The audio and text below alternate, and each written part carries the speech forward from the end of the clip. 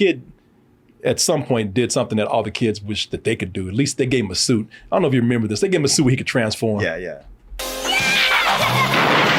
Hey, man, you little shit. I like to think all of his bones broke when he transformed. Yeah, right. Yeah, once he's out, he's paralyzed from the waist down.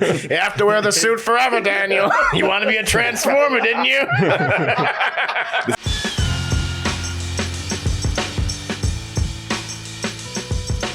You know, one thing I can say about the Transformers property, you know, this thing has been going on for decades, longer than I thought it would go on. I mean, I was out when I was a kid. Now, a lot of you youngsters out there, you know, y'all used to those sophisticated billion-dollar budget Transformers out there. You know, the ones that got 1 million moving parts in them and one that look like damn junk heaps turning into robots and shit.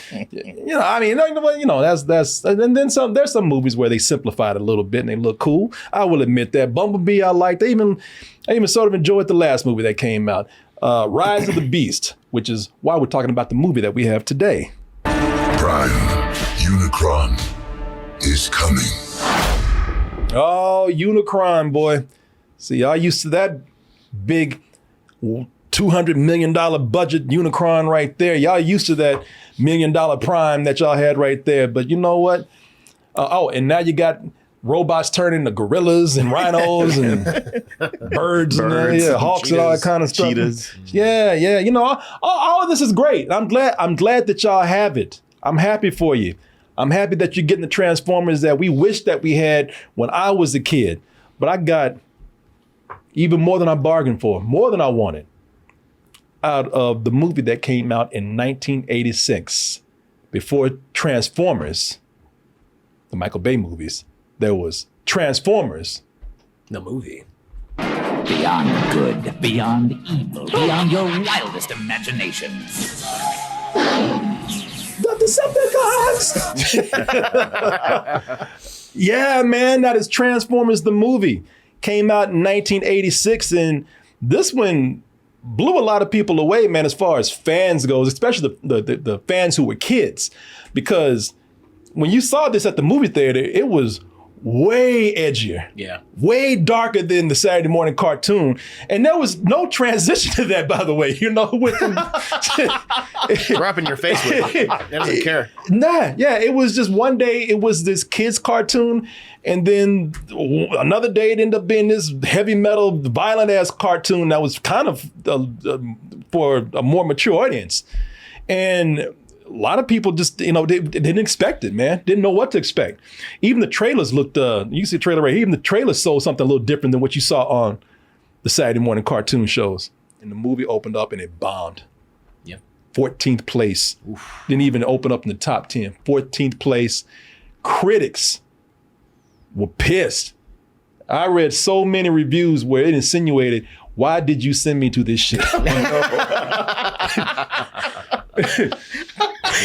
It's a little overwhelming. You don't have any context. Critics were like, I know nothing about this. I'm an adult. This is just, they're not 30-minute commercials anymore. This is an hour commercial, almost an hour and a half commercial. So, you have me out here watching something I know nothing about, and I could be watching real cinema. Yeah, they were pissed, and parents were pissed. Were they? Yeah, because it was violent? Yeah, because, and it did upset some kids. Yeah. They had a letter writing campaign. Yeah, right? no, it, and I'm not talking about like it upset kids like they were walking out traumatized crying. They were pissed. Oh. kids were mad. Dang. How dare you? How dare you do this? What did they do? That thing in there. It's not the Transformers. No. How dare you do this? Who the hell do you think you are? So, with this movie here, as I'm watching it 40 years later, because I've watched it in bits and pieces since I saw it at the time. Right. Watching it in its entirety again, it's something where I can understand what everyone was talking about, good and bad, back in the day. Because this has gone on to be a cult hit. Yeah. A cult, when it went to video. I think many people still view this as the best Transformers movie. Me. I'm right there with you. I'm going to say it right now. Me, yes. Oh, Bumblebee is great. Bumblebee is great. Yeah, Bumblebee, I would say Bumblebee is probably kind of right next to it. Because this is his own thing, man. It very much is, yeah. you know, but I understand what everyone's talking about. Those who love it, those who hate it. I get it, man. I get it. Because this movie, so just to give you a hint of what this is about. A synopsis. That's a quick synopsis. So for anybody who knows Transformers, and, you know, let's just say that Transformers has entered our pop culture that a lot of people do. You know, at this point, even your mama and daddy know about the battle on Cybertron. You know, between the Decepticons. Oh, they do. They do. They've heard you talking about it as you beg for those toys. I gotta save Cybertron, Mama. Give me the toys. I need the Autobots so I can go save Cybertron with the Decepticons. So buy me the toys. Yeah, this is important. So everybody knows about the war between the Autobots and the Decepticons over Cybertron. Well, this movie takes place in 2005. Yeah. Which they had no idea that 2005 was going to be one of the most generic years ever.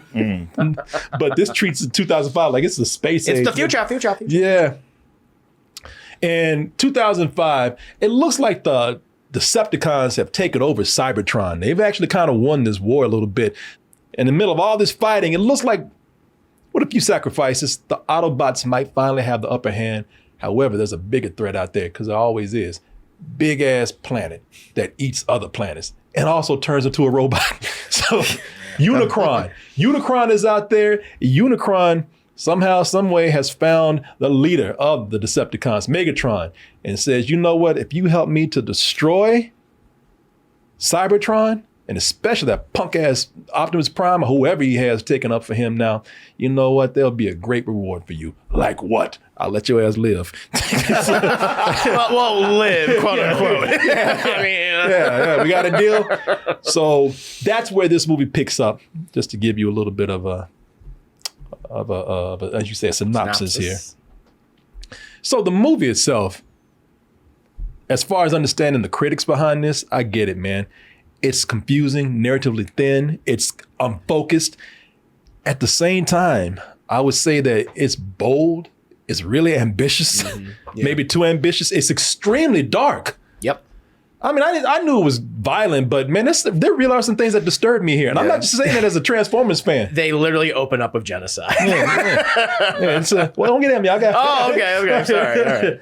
You know, I would say this. I think it's more sincere than those. Listen, it might be all over the place, but I think it's more sincere than those Michael Bay movies. Oh, definitely. Yeah. Yeah. I mean, it feels like, you know, listen, Hasbro, they could like, just make a show about selling toys.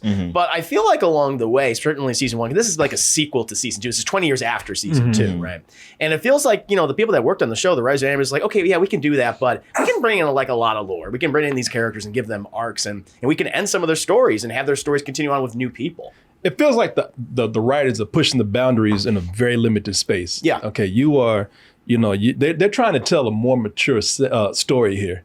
You know, they're trying to do more mature storytelling, but they're trying to do it in the confines of a toy commercial. You know, so that, you know, that you had some writers in there who were they were trying to get away with as much as they could, and they could because these were robots. Yeah.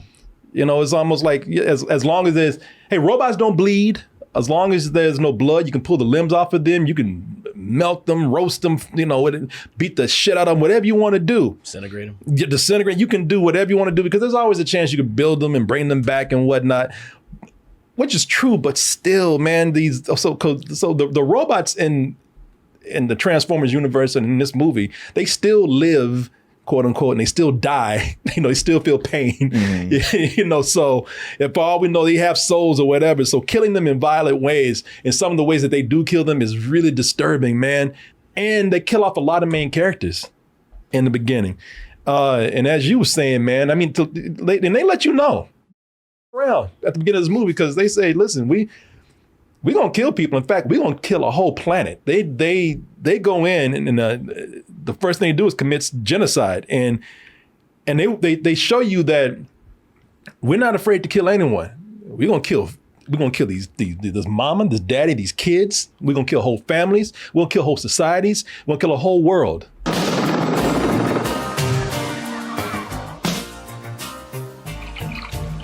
See, that guy probably just cured robot cancer. About to destroy this planet already. Scientists just going about their day. So they want to establish, you know, that nothing's off limits here. So they showed you families, kids running around.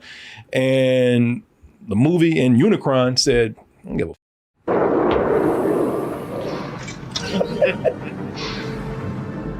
Yeah, it's a very apocalyptic opening, man. Yeah. And one of the things that they want to let you know also that death here, because anytime, the Autobots and the Decepticons are fighting, if anybody had to go down, they never did, but if somebody went down, it was going to be heroic. And everybody's going to go down, probably with one last speech, they're going to have a hero's death. They showed you here that, when people die, they're scared. Sure. Then it's painful. You remember that part, those two ships, they thought that they got away. Those two ships, and there was one ship that got away. They were talking shit before they left. Yeah. Unicron. No, why you got your ass. What'd you say? Oh, shit. And you can hear the guy screaming, and you can hear the guy like he's screaming in fear and pain. Damn. The style was even different. I recognized that when I saw it. It had a little bit more of a budget. The animation's better. Yeah, the animation's better. And they always had studios in Korea and Japan that did this, but this one has like a straight up anime look to it. Great opening. Yeah.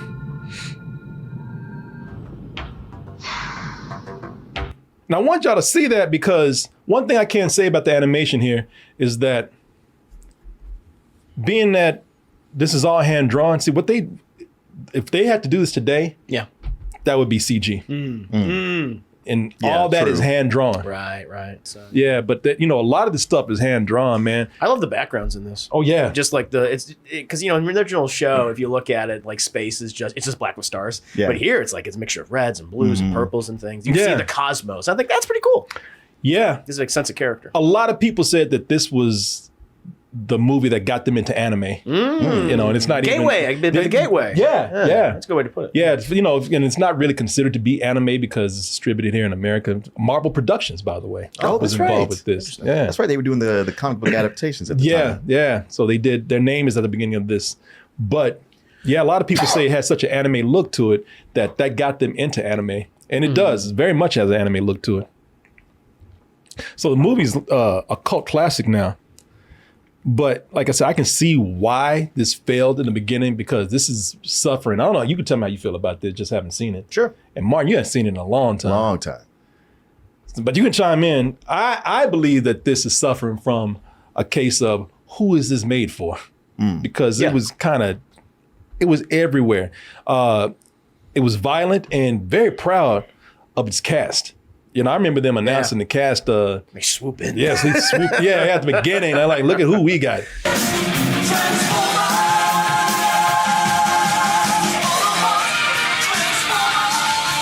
Got Spock in there. Spock. Nemo. Spock. He transformed into a Vulcan.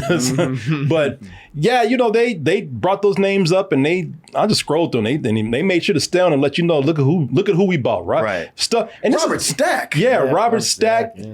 Lionel Stander. And Orson Welles. Yeah. See, the thing is, they're putting on all these names. Like some of these names you might know, and as a kid, we knew Leonard Nimoy. As a kid, we knew Judd Nelson because they were in movies at the time, or Star Trek was really popular as far as films went. But then people like Robert Stack, that's people that your grandma might know. Yeah, he was Elliot Ness from The Untouchables. Yeah, Robert Stack and Orson Welles. They were real proud of these names, and so these are names where kids are like, so I didn't care, and they're acting like adults would appreciate this, but adults are like, adults ain't knowing no Transformers movie. I was 21 when this came out, and honestly, Orson Welles being a voice in it made me go, oh, well, this is going to be an upper echelon production. Yeah. So that name did mean something to me. Who is this trying to appeal to? I mean, I know you recognize Orson Welles. Believe me, you are a special case. I know. I recognize that. Yeah, because most adults are just not going to give a shit. And like, I don't love Orson Welles enough to go see him in the Transformers. And the kids are not going to know who Orson Welles is. A lot of kids are going to have to be taken to this movie by their parents. And so the parents are going to be sitting there wondering what the hell is going on. The kids are probably going to be taken aback by the tone that this is terrified that the movie took. Because see, when the movie starts out, this is a continuation of the Saturday morning cartoon. That's the big thing. Like you said, it was season 2. Well, it takes place after season 2, but it's 20 years in the future. And I mean, already that's like, oh, whoa, like I'm used to like, what are you talking about? Like, so all these main characters are now much older now, and the whole, circumstances, and there's a lot of context missing. It's already, fans are probably confused, especially kids are already confused. And like for critics, they're like, I don't know what the hell's going on. I don't know who these characters are. Some of these characters were just made for the movie. So. It's overwhelming. It's overwhelming. It's confusing because you try to bring, this is why critics hate it, because you bring them in there. And if they, first of all, they probably have not been watching Saturday morning cartoon. These are grown ass people. And even if so, even if they kind of dabbled in it, all of a sudden this is taking a big time jump, and they haven't kept up with it long enough to know even what was happening at the time that was on TV. So they try, but they try to get people caught up. They got just a mysterious narrator who don't come in no more.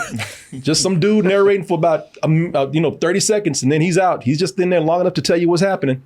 Then I'm gone. It is the year 2005. The valiant Autobots prepare to retake their homeland. See that, and the critics like, who gives a? I don't know what the hell. What does that mean? I don't know what's happening. What's a Cybertron? Yeah, But isn't that what they do with these anime movies that keep coming out now?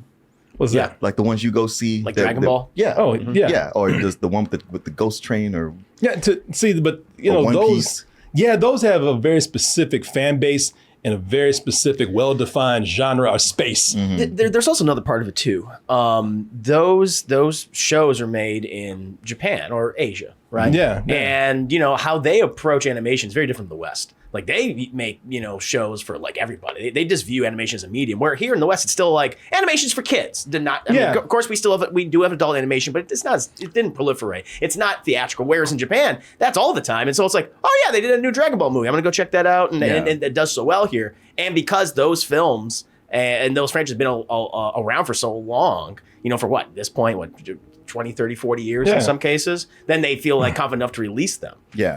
But this is kind of ahead of its time, I guess. It just came out at the wrong time period. Well, almost. also, it just jumped from one thing to another. Dragon Ball Z, that if they do change, they've had a long progress, because it did start out with like these characters as kids, and then it got a little more edgy as it evolved. Sort of like Harry Potter. Yeah. But that's either gradual or it's been the same thing as a movie or as a TV show before it became a movie. With this, all of a sudden, it just one day decided like we're just going to be for adults for no reason. Do you think the decision to make it more adult oriented was influenced by, say, heavy metal or the Ralph Bakshi movies that were coming out? No. I don't know. I'm not sure. I would. No, because for one, those movies were out a long time ago, and they weren't successful enough to start a trend. Right. I think what you had a case of, you had writers who they said this is a movie. We got a little more.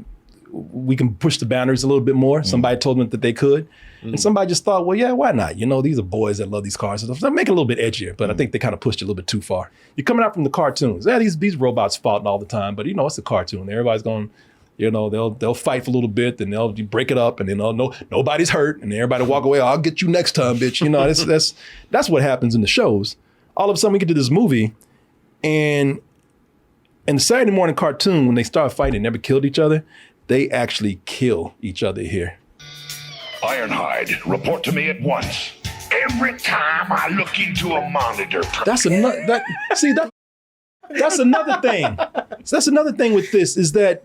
The writing is not all that great, man. So again, if it was writing for a Saturday morning cartoon, that'd be fine. But they come in here and when it starts out, that's another thing that catches people off guard. The writing is on a Saturday morning cartoon level. The voice acting is on a Saturday morning cartoon level. Because they for you to recognize the personalities of these characters, they make them very broad. Yeah. Optimus Prime is very serious, and Ironhide, I'm very country and redneck. Every time I look into a monitor, Prime, my circuits sizzle. On cubes to power a full-scale assault. And the writing is on that Saturday morning cartoon level to where they got to make sure that kids, if they have never seen it, they got to, say, everybody has to say their name several times so that everybody can get caught up on who's who. So when you start asking for the toys at the store, you know exactly what names to ask for. Gas to Moon Base 2! And tell him not to worry. I'll be coming home as soon as we've kicked Megatron's tail across the galaxy. So So this is straight up kids writing, right? Mm-hmm. And parents are sitting there, the whole time thinking, all right, the music's a little louder. They just killed a bunch of planets of kids and whatnot, but this is still relatively tame right now. It's it's all right. We get it. It's a movie, but then it gets to a point in the film where Megatron just finally says, you know what, I'm with these robots, man. These Autobots. Kill everybody. We ain't. What day is this? It's not Saturday. All right, cool. We don't have to be kid friendly anymore. So at the beginning of the movie, they go and they massacre major characters. Die,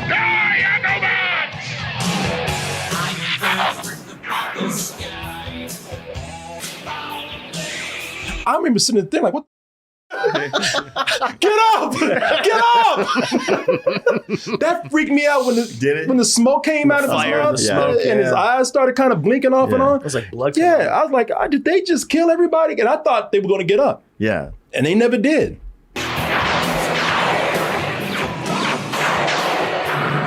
Yeah. This was almost too easy.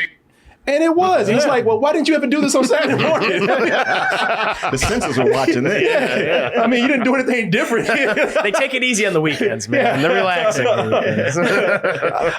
Now we got live ammo. Yeah. I mean, I didn't want to see the Autobots die, but I was kind of like, it's about time somebody got killed. If you're a parent with your kid in the movie, you're like, what the? You're like, these, because you're thinking like, they never did this shit on TV. Or did they? Have my kids been watching this the whole time? And if you're a little kid, you're like, what the they killed off some of my favorite characters and they didn't get back up and they actually like they're dead. And that's what pissed a lot of kids off. So who'd they kill just then? Ironhide. And country ass Ironhide. Yeah, yes, the Slim Pickens of the Transformers. I'm glad they didn't get jazzed though. Scatman Crothers. Scatman Crothers, yeah. Hey, Prime! Somebody's at the door, Prime! We need backup, Prime! As always, everything ended with Prime. Hey, you seen Prime? I know my name. I know Prime! Oh, it's jazz again. Okay. You used to watch cartoons. Yeah. Yeah, he was always calling for backup. Hey, Prime! Shit, we in trouble, Prime! Backup, man! We need help, Prime! Scatman Crothers, man. Love, he did so many cartoon voices. Yeah, Loved him. Yeah, so you're looking at this and as a kid, you're like, you know what? I mean, this is cool, but they're not supposed to die. Not only are they not supposed to die, they're not supposed to die violently. No. Yeah, man. And here's the part that really pissed off kids. Because they were already shocked that some of their favorite Autobots, the original Autobots died. But then this is the one that got them.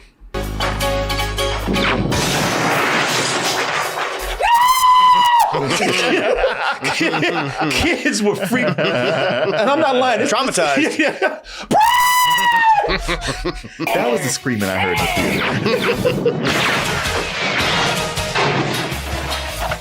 Yeah, kids were pissed that they killed Optimus Prime. I remember being shocked. I was like, oh, wow, they really did kill his ass. Yeah, huh? well, they gave it a chance because they thought that at first they're like, because even parents were like, shit, they shot the truck? Wait a minute.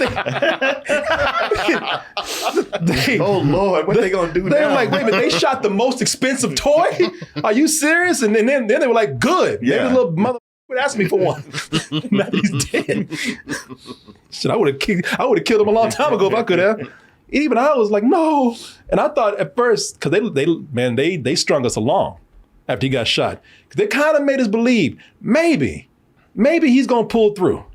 But one day, an Autobot shall rise from our ranks and use the power of the Matrix. And I thought, okay, they'll draw this out, but they're gonna go over to AutoZone and get some parts or something and fix them up real nice. They're just bleeding this for what it's worth right now.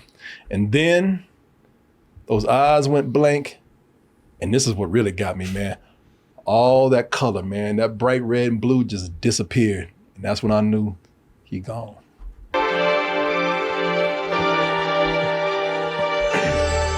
Oh, oh my God! Turn to stone. Monochromatic. He oxidized it instantly. I like he looked at Medusa or something and just turned to gray. A little head tilt. Yeah.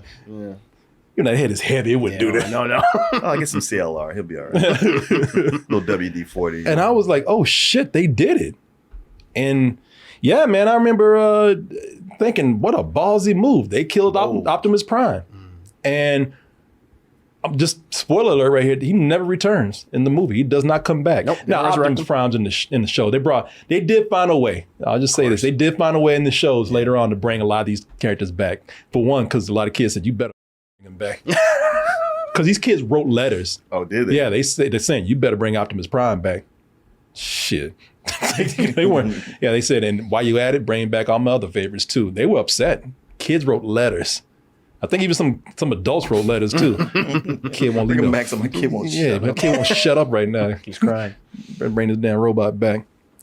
When I was, just being 15. Now, see, the adults were upset. The kids were upset. People who were like around my age and probably some college kids or something, we were all like, shit, that's a ballsy move, man. I thought that was very edgy. You know, there were kids out there who, you know, they were upset at the movie, and it didn't help that they saw other kids in the movie be upset. Because they said, you know, we think that Optimus Prime's not really dead. You know, they'll bring him back somehow. But the moment that they saw Spike, who was a teenager in the TV series, and this many years past, Spike has a kid now. And Spike's kid, he saw Optimus Prime die, and he kind of spoke for every kid that was watching this. And kids saw that and they're like, oh shit, dude, He's done. Yeah, it's done. Yeah, and the tears can't bring him back. He ain't coming back. And that kid in the movie, again, he was stressed out through a lot of the film. So a lot of people said that kid being stressed out did not help the kids who are already stressed watching this. Somehow we must destroy it. He's on the moon between that monster planet and Cybertron. Dead, Daniel. He's already dead. You lucky to be here right now. You're like, Jesus, who brought the kid in here, man? At least the kid did at some point. I think this helped. The kid at some point did something that all the kids wished that they could do. At least they gave him a suit. I don't know if you remember this. They gave him a suit where he could transform. Yeah. Hey, man, you little shit. I like to think all of his bones broke when he transformed. Yeah, right. Yeah, once he's out, he's paralyzed from the waist down. You have to wear the suit forever, Daniel. You want to be a transformer, didn't you? If the violence didn't piss people off, at least parents, then this is probably what pushed them over a little bit. Because there's even some, well, today would be considered mild profanity. Look! It isn't even dented! Oh shit, what are we gonna do now? Now, I like that. Me too. I love that. I was honest, because if it's a TV show, they would have thought of something. They would have made a plan. They would have pulled out something out their ass. Something about, well, if we just go through the dimensions of the wormhole right here, through the alternate reality, we'll make it back. And here, this is like, shit, I don't know what to do, man. We're gonna die. Yeah. Oh, shit! It sounded genuine. It sounded genuine. It wasn't just shit. It was like, oh, shit! Look! It isn't even dented! Oh shit, what are we gonna do now? I like to think that guy was not getting the reading right. Oh shoot! It probably was he's shooting like, something. shit, Right? Oh, shucks. And then somebody told him that the building was on fire. So like, oh, shit, what are you going to do? Perfect. Yeah, fuck. Good take there. You mean it's not? There's a couple other swears. Like they say damn a couple times in this movie, No. I think. They don't? No, they don't. Oh, I just saw it Mandela today. effect. All right. Yeah, I believe it. I saw it today. Okay. Unless you saw a different version, Maybe. which they could have. When you get down to it, this turns into what every Transformers movie turns into. Chase, fight. Yeah, exactly. Because like most Transformers movies, it just gets chaotic with action. These robots start running after each other and beating the shit out of each other and shooting lasers at each other and there's long scenes of that in every Transformers movie, including this one. We're fighting for our lives over here. Yeah, it's long scenes of that, which is what, again, kids want to see. But again, they're trying to appeal to adults here too. And adding to that chaos I believe, and you said this earlier, I think there's way too many characters in here, man. Yeah, it's overwhelming. They created some characters just for the movie. You know, a lot of critics and parents were already lost. But the biggest problem is with adding so many of these characters in here. Not only is it adding to like a lot of the chaos that's going on, but a lot of critics and parents were already complaining like, I can't tell them apart. Oh, 100%. I don't know who's the green who. guy, the blue guy, Yeah, the red guy. Yeah, there's so many of them, and because they've added characters that became popular later and became canon, but like some characters were introduced here, like Hot Rod. Hot Rod, he's new. Judd Nelson plays like a young upstart punk type Autobot. A little bit more. Heaven only knows what you might Triple revenue. Asshole! He is kind of an asshole, man. Because they had just put this berry together. He had no reason to drive through like that. But at the same time, he's there are moments where he's not bad with kids. Because they know that kids are watching, so they try to do this thing of, well, you know that whole thing of kids want to feel special by having an alien as their friend or a robot as their friend. And that's what Hot Rod is there for too. Let me see if I have that clip right here. Oh, there we go. E.T. and Elliot. Yeah, it's very much an E.T. moment right here. Mm-hmm. Yeah, because you got what's the kid's name? Daniel. You got Daniel and Hot Rod just out fishing together at the beginning of the movie.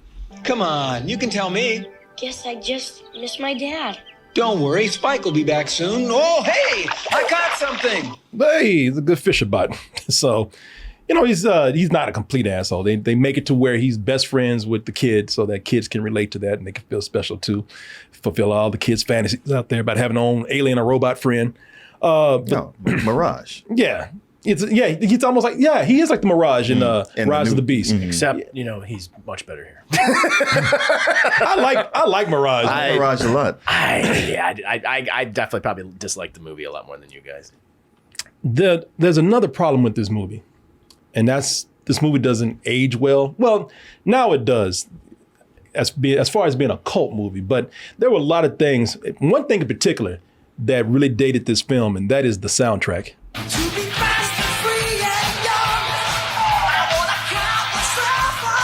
You know, for some reason they thought that little kids loved 80s cock rock, so they know this movie is full of that.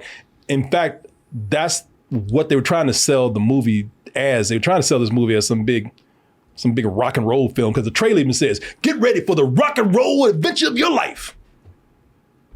Oh, let me turn it up so you can hear it.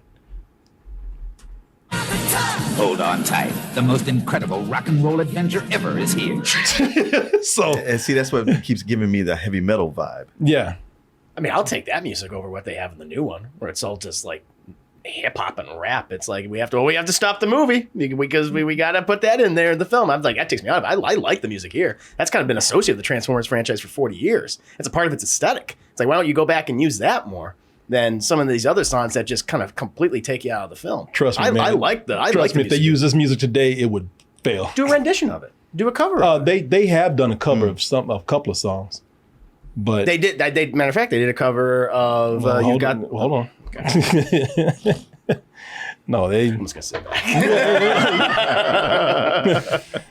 No, I because a lot of people said this has been dated because of the music, which I think that's what makes it appealing. I see it as, I do think it dates it, but I also think it adds to the novelty in a good way to the movie.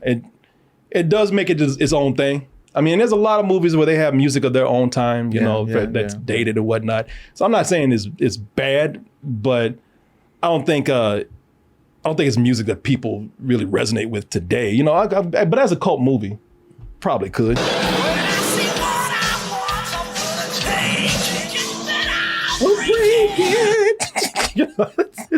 What are you laughing about? Nothing. I just find this music grating after a short while. Yeah, I have to say that. I know you liked it. I did not like the music in this. I mean, I think it's fine for that, but I think the hip hop works in the new movie since it's set in the 90s. Oh, well, oh yeah, and in New York. Oh, the latest movie, going back to the 90s, having especially New York. Like that's the mecca for the golden age of hip hop. That made sense for it as a time period, Right. you know, to go back and play music from that period. I know, but when you're using the third act and when we're battling the final battle, that I know it doesn't fit for me. For me personally, Yeah, to each their own. yeah, I hear you. Yeah, I mean, in the same rate here. Like, I don't like the music in here, but from a nostalgic point of view, I'm like, all right, you know what? It again, it adds the novelty of this movie. It does. You know, I don't look down on something because it's dated because the music of the time. I'm like, hey, that's what it was. Let's not change the history. Appreciate it for what it is. No, I think you're exactly right. I don't look at this because I do think it's dated, but at the same time, I was like, well, it was made in 1986. Yeah. Even back then, I thought it's a little bit too much. But hey, you know what? It definitely, I will say this, it does fit the visuals of the film. I mean, those look like heavy metal album covers or something. And you know what? And you've been saying this the whole thing, but when they do play that music, and I didn't say anything at first, but this does very much remind me, when I saw this as a kid, when I was 15, another reason why I probably liked this movie so much is because that soundtrack that they have in there, it does remind me of one of my favorite movies out there when you talk about cult films. Heavy metal. Infantry. A universe of passionate fans. Even parts of this movie has the feel of this right here. So yeah, when you were playing stuff from the trailer, it made me think of this. Yeah, well, when you put that soundtrack in there, and this heavy metal, I mean, it's called heavy metal. You know, it has a very dated soundtrack. So, but they really pushed the soundtrack. Yeah, for for both movies. Yeah, no, they do. If I went back and took every song out of this, I would say that one song needs to stay. There's one song that defines. Of course, you laughing, but there's everybody who loves this movie. That one song defines this movie for them. One song defines heroics of this film. You got the touch. You got the power. Not that version, even though that did crack me up when I saw that. When I saw Boogie Nights, I was like, "Oh shit! You know what? This is a full price movie now." Because y'all gave respect to one of my favorite cult movies out there. Not that version right there, but when you see it in Transformers, that song, "The Touch," to me, every time I hear it, that defines triumph.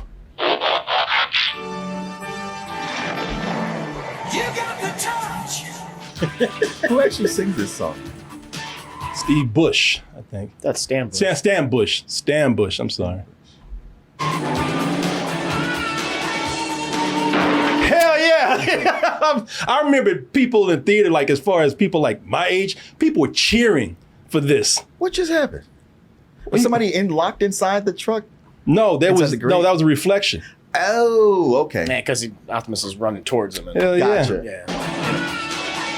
No! Oh, God. Okay, gotcha. Yeah.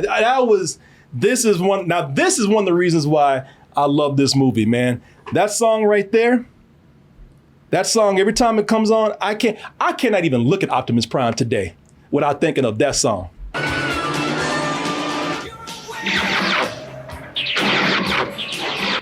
Hell yeah, man. I get tingles every time I see that part. Chronologically, where's that scene in the movie? It's in the beginning. It's the first 15 minutes. Yeah. Oh, okay. Yeah, I love that moment in the movie. I don't care what anybody says, that's a defining movie moment for me. You ask me, one of my favorite cinematic moments in history is when Optimus Prime got the touch, when he got the power. I love that scene right there. And I love that song. Yeah. I would put that song I would not remove for anything. Yeah, and it's been used in the future of the Transformers movies. Then they use it in Bumblebee. Would you say it sticks with you? Hell yeah. Like these meals from Hello Fresh. Sticks on your ribs, right? Those will stick to your ribs and your bones, man, right there. Good stuff. We got to take a moment to give a word out to our sponsor real quick. Oh, man. America's #1 meal kit. Hey, transforming those dull meals you had into. That's enough. No, I will not stop. You tricked us into building that up for you. I will never stop. Hey, transform those boring meals into something fresh and new with HelloFresh. Especially this summer, man. This summer, a lot of people out there trying to give their beach bodies, trying to look their best. Can't get there without eating healthy.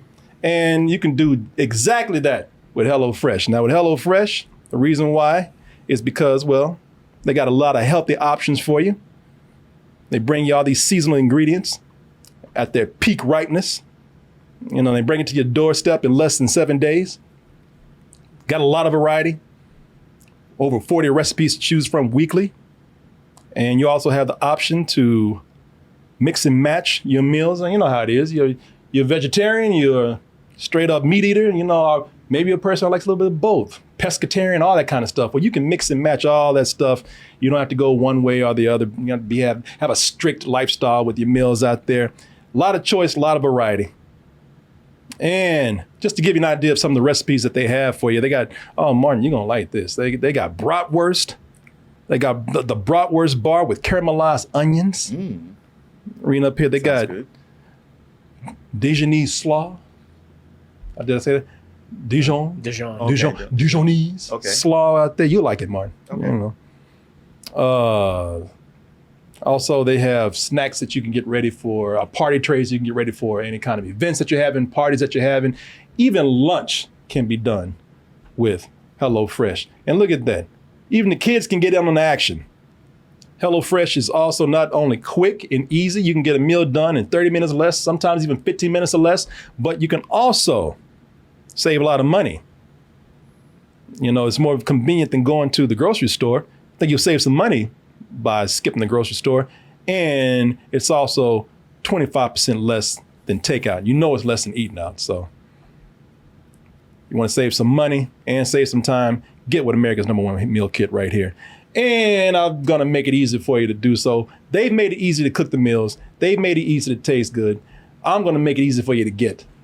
You go over here to HelloFresh.com/doubletoasted16. And if you use the code doubletoasted16, you'll get 16 free meals plus free shipping. So I want to thank HelloFresh, America's #1 meal kit, for sponsoring this portion of the show. And I want to thank all of you out there for your support. Thank you very much. And let's continue.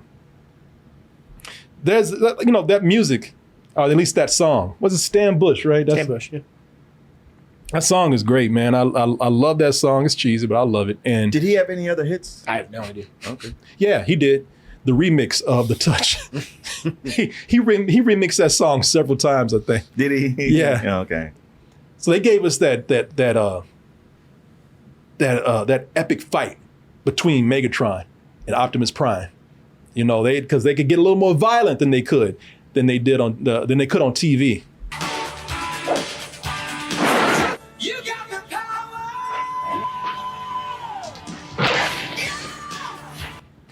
It's like, God damn, bro. You had to do them like that. Yeah, man, that song, that fight, like that fight got to be a lot more brutal than they did on TV. You know, stabbing each other and whatnot. Because even as robots, I don't think that they actually were able to even show them impaling each other like that. The fights were, you know, it was still violence. So they were not able to go that hard. So that fight was a whole lot more epic for people who want to see this big showdown with Megatron and Optimus Prime. It was it was interesting. It was amazing for me to see just how much darker and violent the movie got as it went along. Because I forgot about some parts of this. Like those dudes that got away from that planet, they still got it bad, man. Oh, really? I don't know if you remember, because I didn't remember. They got caught by a planet where it was some sadistic dude with a lot of faces. He had a shark pit. Oh, yeah, the dude with the faces. Yeah, he kept telling everybody that they were innocent. And even if you were innocent, you got fed to the Sharkticons. And those dudes were begging too, like, hey, man, I'm the last survivor of my planet. Does that count for something? They're like, no.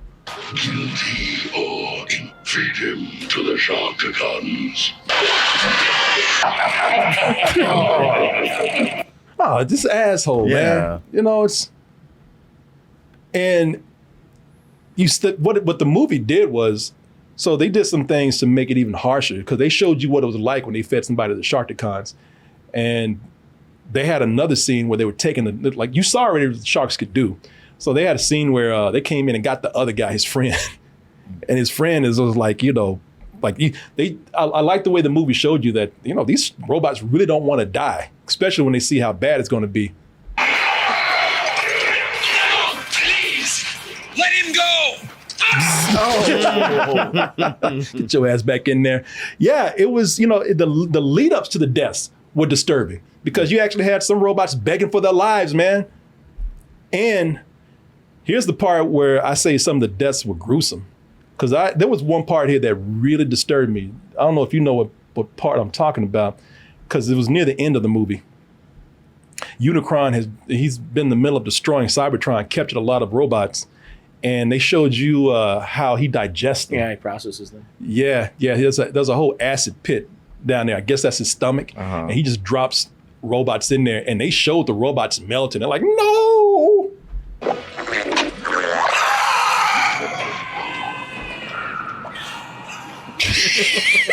Oh, that one in the front just gave up. Yeah. The other one's flailing. Like, I'm trying. Yeah, no. It's done. I was like, holy shit. That bothered me, man.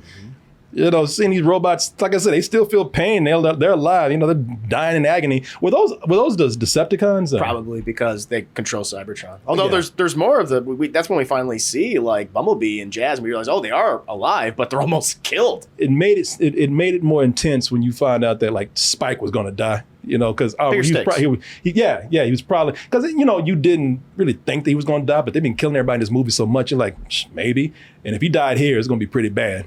Use your exosuit! Please. You close. Come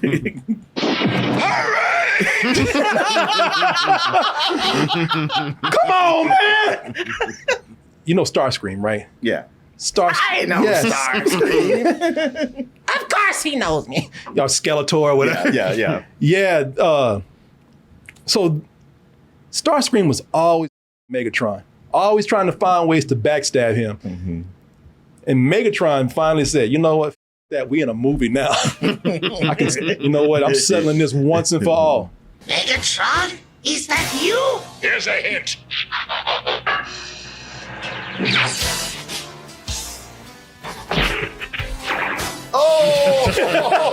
You see how his face went first?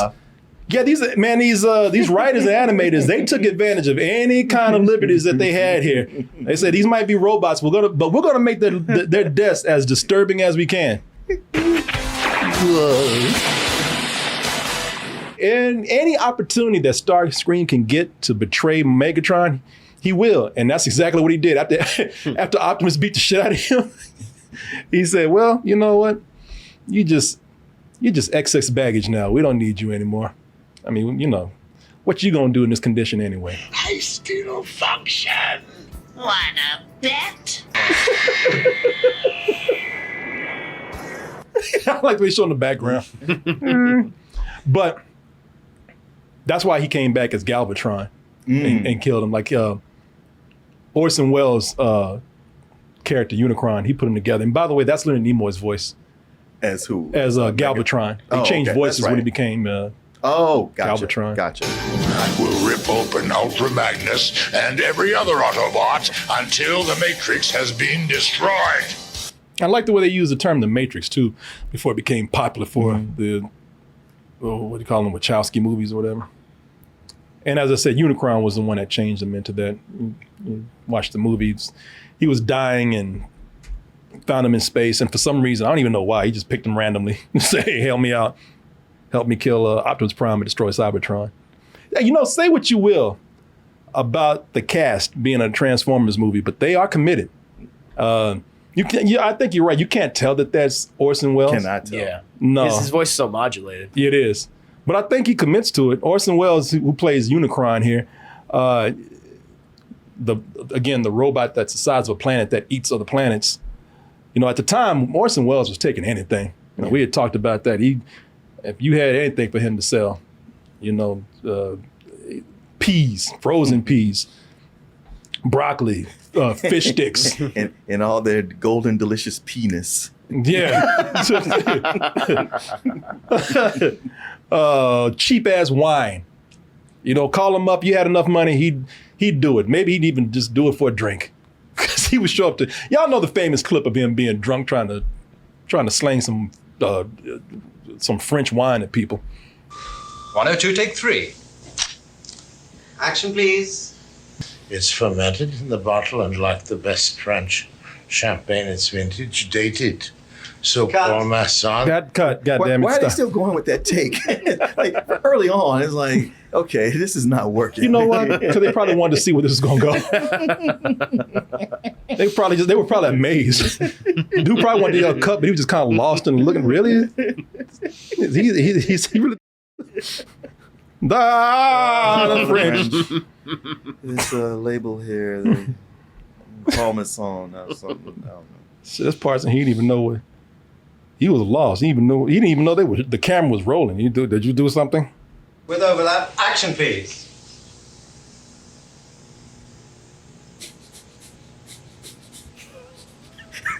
Action also, please. Just do anything? Yeah, we said action. Shit. Where were you? He looking offended like, is somebody gonna do something? Well, somebody say something. Oh, his eyes are glazed over. Yeah. She's probably been through 5 bottles of those wines by now. He was funny though, because he acted like he had disdain for this stuff. He even kind of belittled the Transformers when he was in an interview. He says, "Here, you know what I did this morning? I played the voice of a toy." Some terrible toys from Japan that changed from one thing to another. The Japanese have funded a full-length animated cartoon about the doings of these toys, which is all bad out of space stuff. I play a planet. I menace somebody called something or another. Then I'm destroyed.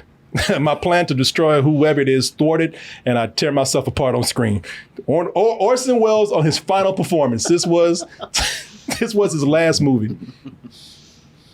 I think there was a couple of movies that came out after this, but this was his last performance. That of a giant toy. A toy that eats other toys. The Japanese. It's last word. Yeah. So the ending of this is crazy. Because they just, I don't know what you think about the ending. It seemed like they just kind of just ended. Yeah. In a way. I mean, they explain some things. Like, and you can fill in the blanks right here, because I might be missing some things near the end, because the end, not that I'm trying to even, tell you the whole ending. I'm just giving the highlights of what happens here because of some things that look funny to me. Galvatron finally gets the Matrix that he's been after, but it looks like a big dookie chain that you wear in a rap battle or something. See this? The Matrix! I now possess that which you most fear.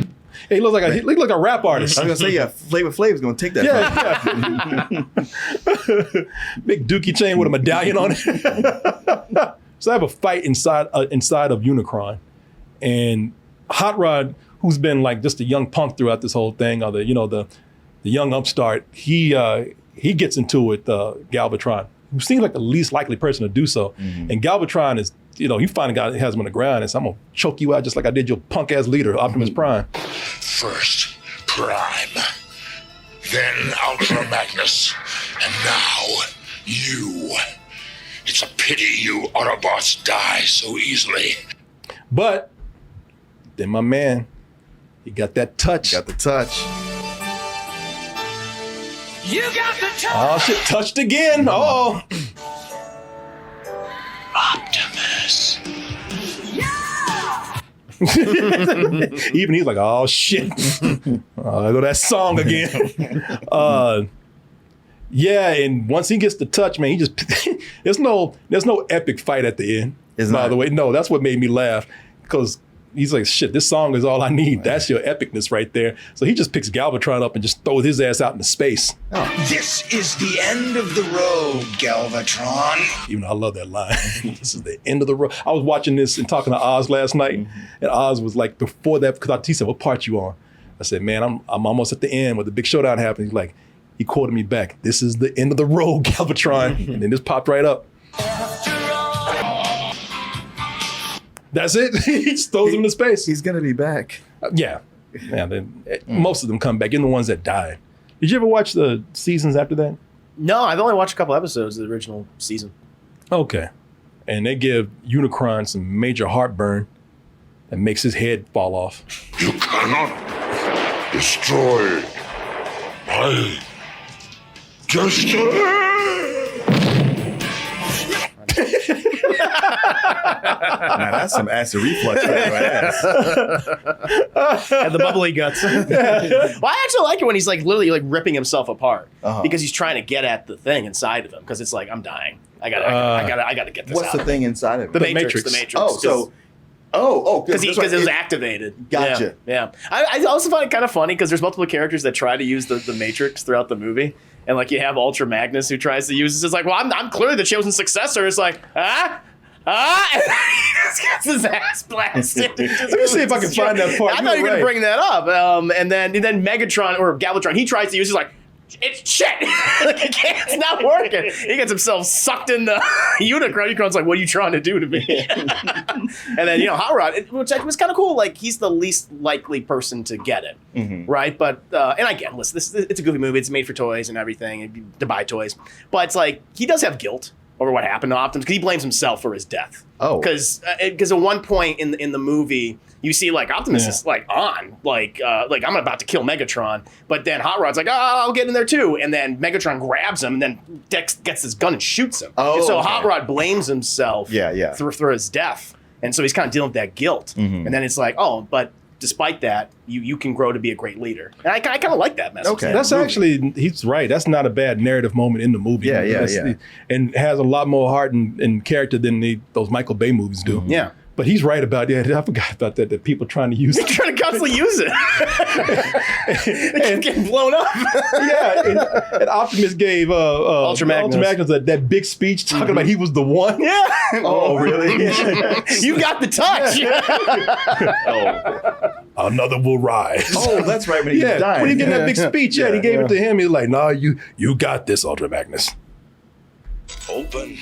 Damn it, open. Oh, there you go. There you go. There you go. No, it's like Excalibur.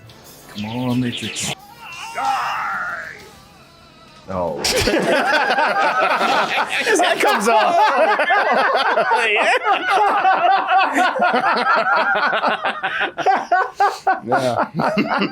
Oh, well. I mean, Optimus did say an Autobot. He didn't say Ultra Magnus. You weren't listening. But he gave it to him. He set him up. He did. Yeah. I was the chosen one. And he's also right. Yeah, Hot Rod is the one that did kind of get Optimus killed, man. Yeah. Because Optimus had to drop on Megatron, He did. man. Yeah. And Megatron, with the thing that Optimus doesn't know is that Megatron's always scheming. There's a gun down there. In the debris. In the debris, yeah, it's buried under like that ledge right there. Now plead for it? I thought you were made of sterner stuff. No, you don't, Megatron! Out of the way, No. Oh, see, there you go. He Peter Quilled that shit. Yeah, he should have did. So he feels guilt Yeah, throughout the rest of the movie. yeah. So that's why you have a really good moment where he redeems himself at the end. Oh, then he gives a pretty weak speech before the movie just wraps up. Let this mark the end of the Cybertronian Wars as we march forward to a new age of peace and happiness. Whatever that means. Well, he's new. We'll get used to it. Yeah, it'll make him happy. Brown used to make some great speeches. That's all I'm saying. No. Good job, Rodimus. Yeah, all in one. Yeah. He's working on it. And I like the way the movie ends with Unicron's head. Oh, yeah, his head's the moon now. It's funny because he ate the two other moons. Yeah. So it became what he ate. Hey, you are what you eat, right? There he is. He's probably just cuts off right there. Yeah, that's it. He just cuts off there, man. That's right after he gave that speech. Like, No dignity. no, just his head, just damn severed head, just floating around. Yeah. There's a moon on this planet here. Yeah, man. But you know what? Like I said, this movie it's unique. It doesn't all work. If we go by classic storytelling, if we go by what we think makes a good movie and whatnot, but just being attempted to be his own thing. Yeah. Just being something different. It's far from perfect, but after watching this movie for a second time, and again seeing things like Bumblebee, I was like, okay, there is stuff you can get from this property, and you can adapt. You could do great things with it. And it's like this movie it was ahead of its time, but it was working within a framework where it was already difficult. Hasbro wanted this. It's probably maybe even shouldn't have been a film. Like if they actually did this over the course of like an entire season, you would have given time and more context and things. But I don't know, for what it is, I have an appreciation for it. And it shows me like, okay, you can do a lot of cool things with this property. And I'm hoping they will do that someday. Yeah. Like, I definitely understand why people would hate this. I get it. Yeah. I wouldn't even argue with them on that. I'd gladly understand that. But it was just something about this movie, man. It was, again, it's the unique nature of it, the novelty of it. This all these things coming together that probably shouldn't have, but did. And it made something that kind of special, if you ask me.